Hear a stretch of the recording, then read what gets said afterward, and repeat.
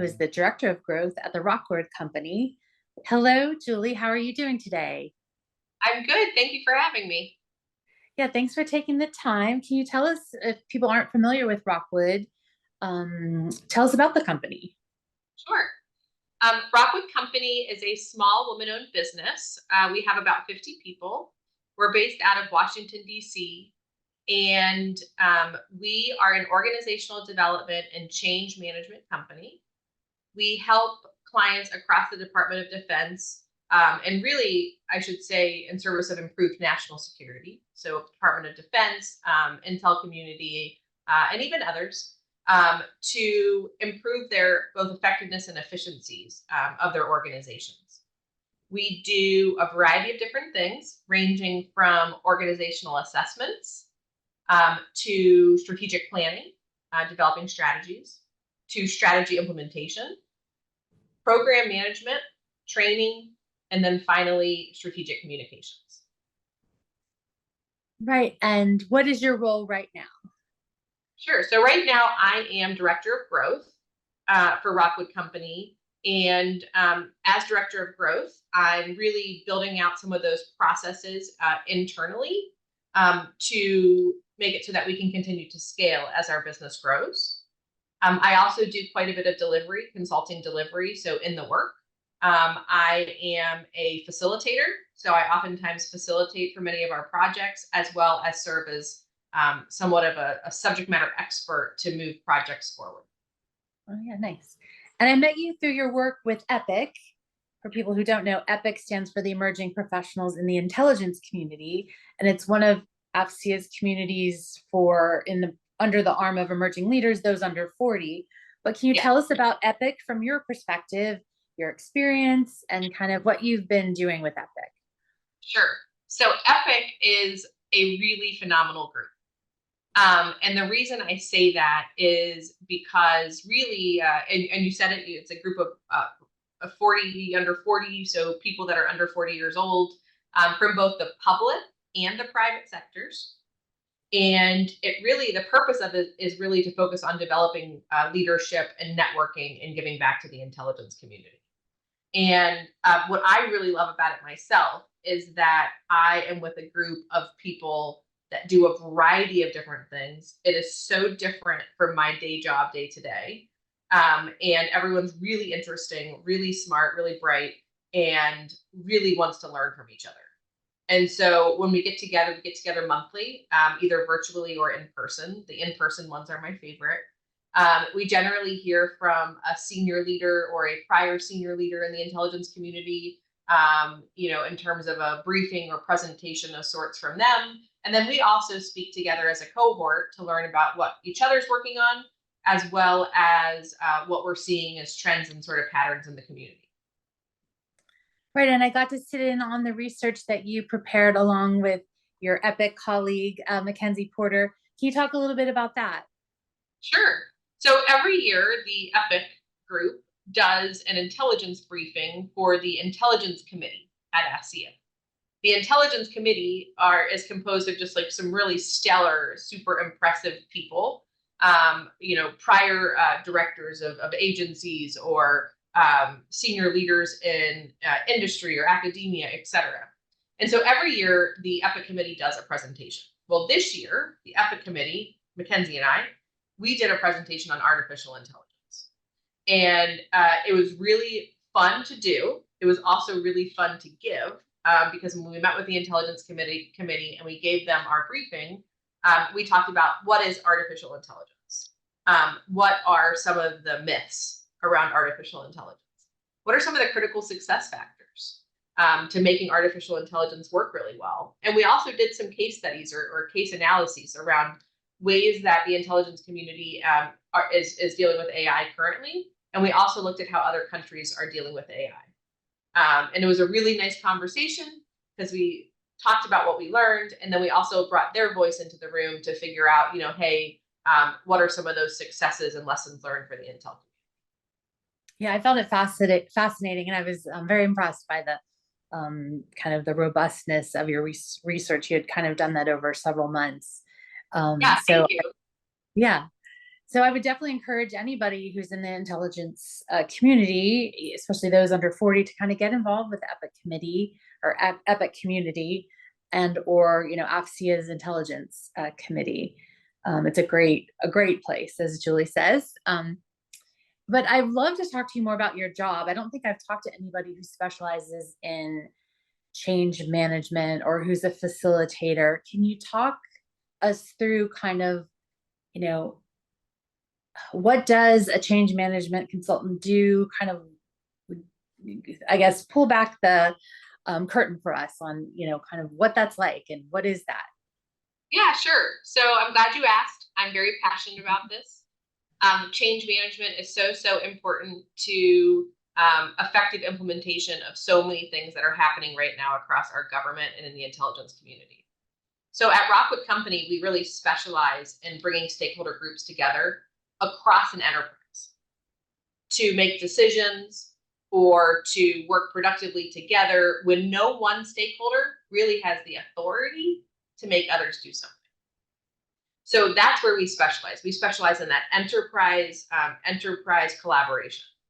So as a change management consultant, we are oftentimes involved and requested to come in by our clients when they're dealing with large scale change. Okay, like think about technology implementation. The technology oftentimes seems like the most important part, but when push comes to shove, it's oftentimes the people that are going to make or break the effectiveness of that technology work. So we go in and we try to help our clients come together and actually have productive conversations and productive collaboration, right? How many times have you heard of people say like, oh, we get together a lot and we have these discussions, but we don't ever get anywhere, right? That's where we help. So we bring groups together. We help them create their vision, which is like, hey, if everything goes exactly the way it should go, what will it look like in 5 years or in 10 years? We help them craft that vision. Then we help them put a strategy in place to achieve that vision. And then we actually help them with the implementation. And if you're wondering what that means, we oftentimes think working groups. The government so often puts together these working groups to make change, but they kind of get stuck or they don't go anywhere. Well, Rockwood comes in and we help them each figure out what are those fewest, most important things that they can do and that they can work on to move the system forward. And then we work with the senior leadership to hold those people accountable. And oftentimes it's through that accountability that progress is made. And when people really work together, they build trust. And when they build trust, they can continue to work well together. And then finally, we do the strategic communications around all of it. So many times, Kimberly, there's efforts and people are making progress, but nobody hears about it. And that causes frustration. That causes concern and anxiety and confusion. And so from the outset of any change, we get really clear on what is success and how are we doing against that success. And so we'll continuously try to help our clients communicate effectively. Right, sure. And how hard is that to help people find the vision of technology implementation, or how things or people or processes will need to change when they're implementing technology? And I know it's like what you said, technological change, people get so excited about the technology itself. I remember talking to Admiral Norton, who was the head of DISA right before she retired, and she was responsible for implementing technological change, over DISA for DoD for many years. And she said, yeah, it's the people part that's the hardest. So how hard is that when you're in a room with people and you're looking at how things are going to transform across their enterprise based on a technology advancement? How hard is it to paint that vision, I guess, with them, or draw that out? It can be really challenging, right? It can be really challenging, and that's why they need us, right? We go in and we use a couple different types of tools or methodologies to help them have productive conversations. One, we depend a lot on storytelling, right? So it's really different, Kimberly, if I were to say, hey, what do you want to have achieved in 5 years? Versus, Kimberly, tell me a story. Imagine this were the case. What would you say if so-and-so called you on the phone, right? So we use storytelling in order to get at what the vision might look like in practicality or in reality. In addition, we use graphic recorders. So you've probably seen those UPS commercials, right, with the artists that are sort of telling a story through visuals. When we facilitate meetings, we oftentimes bring artists with us, graphic recorders with us that are in the background. And that makes it better, or I'm sorry, easier to get to that vision because it's being shown in a picture, right? And so I, as a facilitator, am oftentimes speaking, but the graphic recorder behind me is drawing it on a wall. What does that enable, Kimberly? One, when I'm working with a group and we're visioning, I can say, yes, ma'am, we've heard that a few times. We've heard that here, here, and here, so we're going to move on. So it enables efficiency. But two, it's also engaging and it's entertaining. And then finally, it helps people to see things from the same vantage point, right? It's one thing to hear it. It's another thing to see it. And so that's another sort of method we use to vision as well as possible. Right. Yeah, I've only seen that once. That's so great that you harness that graphic recording. And I remember being exposed to that for the first time through the Air Force Research Lab when they were kind of Yes. working on a strategy, yeah, to Yes. pull in quadcopters and it was during the pandemic. So it was especially important to see kind of that artistic graphic representation. But I love that hearing that that's something that you all use. That's fascinating. Yes. And people in all different types of clients use it, Yeah. Chief strategy offices use it, but also, and communication shops use it, but so do the OCIO shops, right? So do the technology, the PEO, the program executive office. There are lots of different shops that use it. And we find that all types of different clients can sort of succeed or benefit from doing that. Right. Love that. And then how do you apply your work specifically to the intelligence community? I guess, and what are the considerations of that, of working within that community? Sure. So it's a really good question. There are many different considerations, right? I mean, one, it can be a bit more complicated in some ways, just given the environment and the type of content we're dealing with, in order to make sure that we're capturing it the right way and appropriately. But we're very careful and we do that very well. But two, in the intelligence community, I think sometimes there are stakeholders that may be a little bit hesitant to speak about things, right? As long as the security is set up appropriately beforehand, which we always guarantee.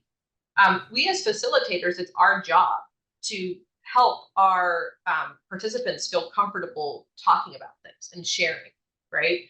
And so in the intelligence community, we'll go in and really try to get everybody's voices in the room, but do so in the appropriate ways, if that makes sense.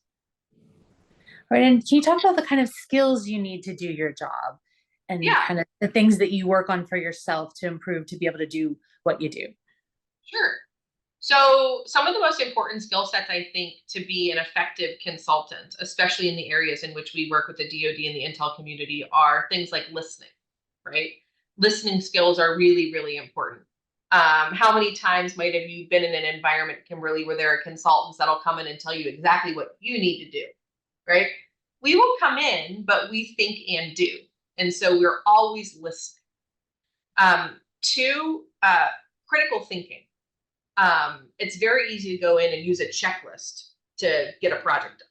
Well, we go in and we first try to partner with the government stakeholders who are oftentimes incredibly talented, just don't have the capacity to do everything they'd like to do. And then we sit down and we really help them think through, what is it that we're trying to achieve here? What are the outcomes and what are the best ways of getting there? That involves critical thinking, right? At the end of the day, that's critical thinking. Good writing skills. That's really important. It's really easy to sit down and write a ton of fluffy, flowery language, but at the end of the day, we specialize in simplifying the complex. And to simplify the complex, it really helps to have really good writing skills. 4, relationship building, I think, is really important. In order to partner effectively, you really need to build those meaningful and impactful relationships and operate with integrity to do what you say you will in order to build trust. And then finally, I would say empathy. I think that's really, really important to be able to put yourself in someone else's shoes and to say, you know what, the system wouldn't have these challenges, or the system wouldn't operate in this way if there weren't a reason for it to operate in this way. What is going on around us that we cannot affect but will affect us? And it's really being aware of those environmental challenges and having empathy in order to view it through the right lens. Right. And how do you be a good coach? And I guess how hard is it to, get your message across? And do you find people are open-minded to being coached? I guess how does that all work? Yeah, that's a really good question. So I am a certified coach, and in full transparency, I went to coaching school to become a better listener. Sometimes people go to coaching schools to open up their own private coaching business, for example. I was really interested in learning the coaching skills so that I could become a better listener myself. And what I will tell you is anytime I go into a coaching engagement, one of the first questions I ask is, some of the first questions I ask are to get at how willing and interested they are in actually being coached. Because I will say, and some people might disagree with me, but if someone's really not interested in being coached, it's certainly not a good relationship to get into, right? I think being willing to be coached starts with a level of self-awareness, and so many of us can benefit from coaching. So I ask some preliminary questions to get at like how interested might someone be in coaching to begin with. But if I think that there's an interest and a willingness, certainly that increases the chances that the coaching will be successful. Did that answer your question? Yeah, absolutely. Okay. I've been thinking about coaches lately. My husband and I, we were both soccer players, and we kind of, pick shows to watch together. Now that our kids are, off in college and kind of older. So we're watching that Welcome to Wrexham, soccer football show. And we've Yes. found it fascinating watching the coach of that soccer team interact with his players and the messages he gives them during halftime. Sometimes they show that of, what they need to do to course correct or the plan for the game. And I don't know, we're impressed that like, wow, his strategic thinking or what he says in this instance, or, what does it take, to get them to do something. But I guess as a coach, how do you think of the way you strategize something? You have to have that strategic thinking, I guess. You do. And I think being a coach is oftentimes not about you, it's more about the other person. So sometimes being an effective coach is knowing what the right questions are to ask in order to help them get to the answer that they want to get to, not the answer you want them to get to, right? And that is something I've really had to learn, because when you go in, if you are truly a good listener, then the right questions might show up for you in which you can ask that person, and that'll help them arrive to the right answer. It's a really long way of saying basically you have to trust the process. And you have to be being a really good coach is being being a really good listener, and really practicing so that those right questions will arise and you'll know what to ask. Right. Sure. I noticed in my, calls with you and interactions with you, as a kind of someone who experiences your level of craftsmanship, I feel very taken care of. I feel very listened to. I feel, you're very on the ball. I don't know. That comes across, I think, Yeah. so I can imagine what that's like in a work setting. Well, thank you. I love hearing that. And I love hearing sometimes in the most effective meetings that I have with clients, the best thing they can say is, I feel heard, because that's really, I think so much of what I can provide someone is the ability to feel heard. And with my consultants, that's what I'm constantly trying to develop as well, is those listening skills. Right, sure. And then you've worked with 2 startup companies. What was that like? I'm sure that must have been a roller coaster, maybe. But what kind of things did you work on? Yeah, so really, really good question. And I will say that I worked for one startup and helped to grow that company to over 65 people or so before I left. And Rockwood, I was the second person, and now we have about 50. And I sometimes joke, Kimberly, that I have some like sick way of really loving chaos and but it's creativity, and that's what I love, is the ability to, Rockwood, we create custom solutions for all of our clients. We don't use cookie cutter approaches. Well, is that frustrating at times because it's harder? Yes, but it's really fun. And so generally in the startup, though, there's a lot of ways I think I've been able to add value, from strategy, which is like what is our company going to achieve, to recruiting. How are we going to find the right people? And how are we going to put the processes in place so that we can keep those people and also develop those people? There is a lot of, you can help on the business, right? Like I have an MBA, but I'll tell you that it's a way better education, in my opinion, working for a startup than it is even going to classes, because and getting your MBA, because you're learning on the job and you're seeing it at play. So again, I think there's the delivery itself of working in the business for clients. There's also the strategy of helping form the company strategy. There's the recruiting. There's also the people development part of things, which is how are we going to develop the people that we have. There's the finance, and so on and so forth. So, and then finally, there's the business development aspect to it, which is, let's go out there and find new customers. And what certificates are needed in your field? And then you mentioned having the MBA. Can you talk about how that's helped, I guess? Sure. So full transparency, I got my MBA part-time, which means I worked during the day for a startup and I went to school at night. I think times have changed a lot now. I think there's like lots of different programs than there were 10 years ago or so. But at the time, I really loved getting to know people that were in my classes and getting to know the professors and things like that. So that was a great perk, was the sort of the networking and the relationship building and things like that. Again, I'm very happy I got an MBA, but I learned a whole lot in the actual work itself. On the certification front, I would say that professional certifications, like your PMP, getting a PMP.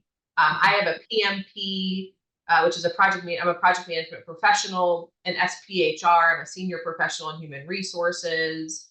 I'm an associate certified coach, an ACC, certified virtual facilitator. Anyways, if you were to say, Kimberly, do you need all those certifications? The answer might be no, but I love to learn. I'm always trying to develop myself and sort of, figure out how I can add more value. And so for those reasons, I'm really proud of those certifications.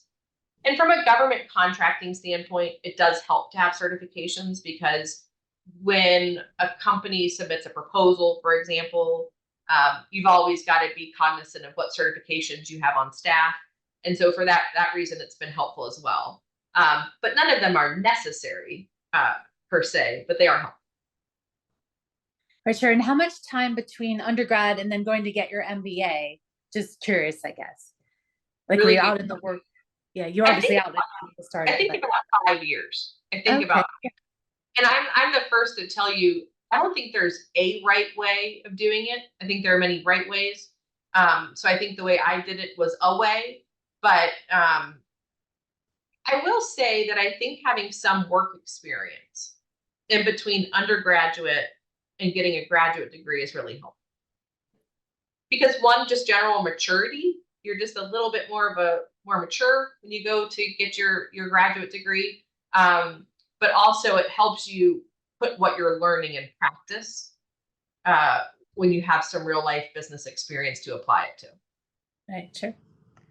And then can you talk briefly about undergrad? How did you know what to pick to study, or what was that process like for you when you were figuring that out?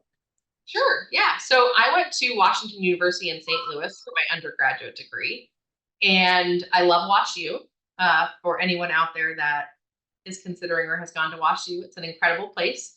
And I studied political science. But the reason I did so, Kimberly, is because I liked it. And I figured, and I have wonderful parents that encouraged me to do something I enjoy. And so I enjoyed political science. I did it. And I think because I enjoyed it, I was very successful at it. I took some business classes. I think I had a business minor, but political science was my major. And Julie, can you talk about kind of how you balance life outside of work? You're raising a family. How do you do that and, do your day job and support the IC and national security? How do you balance that all? Sure. Well, it's hard. It's really hard. I love when people say that I make it look easy, but it's pretty difficult. And it's wonderful. So outside of work, personally, I am married and I have 2 children. I have a 5-year-old and a 6-year-old, both girls. And I do think that being a working mom or being a professional actually makes me a better mom. I know there are a lot of different paths people can take.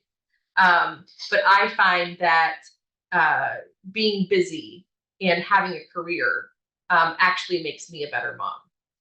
When I was thinking about this, Kimberly, and I sort of thought, like, how someone asked me recently that works for me, like, how do you do it all? I thought, how do I do that? I don't do it all. I don't necessarily think there's a true potential for work-life balance, but I think I make it work.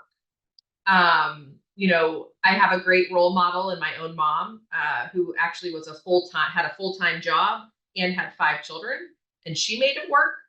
And so I think I had that growing up to look at, which I'm really, really grateful for. When I am in my career and as a mom, I apply a few things. I think one, there's a Harvard Business Review article that talks about the progress principle and about small wins. And I try to apply that in my everyday life by doing at least one thing every day where I'm making substantial progress in a certain area, right? At work.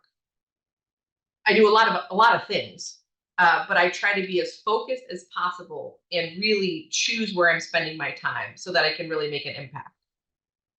2, my dad told me when I was very young to do one thing every day that makes you smile.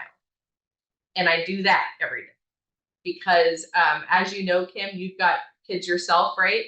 And you work, it's really busy and it's really easy to not prioritize yourself.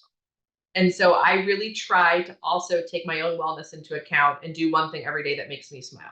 That does not mean I'm going out to get an ice cream every day just because it makes me happy. But it could be that. It could also be spending time with my daughter or going to one of her plays or, going to the gym, going to an exercise class, which I love doing. I try to do something every day. And if I don't have time for those things, it's finding an opportunity to smile and then reflecting on it at the end of the day so that I can truly be grateful. So again, that progress principle, trying to make substantial progress in an area, and then also finding joy in every day, even when life is busy. Well, that's great advice. And then what advice would you have for anybody who wants to get involved in the IC community or in national security? What should they consider there, I guess? Yeah, it's a good question. I think one is have confidence, know who you are and get really good at telling your story. Who are you? And you can be a teacher, you could be a police officer, you could be a doctor, right? Whatever it is, you have skills. What are you bringing to the table? And really know your story well. I think 2, network and build relationships. There are so many opportunities to get involved. AFCEA has many things for you to get involved, but so many other groups do as well, and really find an opportunity to network and tell that story that you've developed for yourself. 3rd, I would say, understand the mission, right? What is it that you're going to be working in? Where is it you want to work? Why? I know exactly what the mission is of my customers. And sometimes people joke that Rockwood are actually more committed to the mission than they are. But we take that as a compliment, because we really understand it and we're really committed to it. And then finally, have courage. I hear so often, Kimberly, especially with young women, that sort of say, well, I don't know how to get in, or I don't know how to break in, or, have confidence and have the courage to figure it out and go and talk to people. And on Epic, Kimberly, we're given so many opportunities to learn, and we just have to take advantage of it. And so I would say that to the same folks that are trying to get into the DoD or IC, which is, again, have confidence, know your story, tell your story, network and build relationships, understand the mission and connect it to your story, and then have courage. Like, get out there, and there's so many opportunities to participate. Great. And I don't have too many more questions. I guess, what are you up to next, or what's your next big challenge or project, or anything that you're working on that you're looking forward to? Really good question. I am currently working to really build a lot of partnerships with other really, really good companies, because in order to help as a contractor, in order to help the government make progress, sometimes it's also not only about finding the right clients, but about finding the right companies that are doing extraordinary work and have wonderful reputations as well. So that's a little challenge I'm working on, which is helping our company to build really powerful partnerships, also. Right, sure. And anything else you wanted to add? No, I just really appreciate this. It's been a really nice opportunity for me, Kimberly, to sort of reflect on where I'm at, where I'm going, and how I do it. And certainly, the offer's out there for anyone that might see this, that wants to connect and learn more. I'd love to get to know you. Oh, I love that. That's so gracious. And people can find you on LinkedIn. Yeah.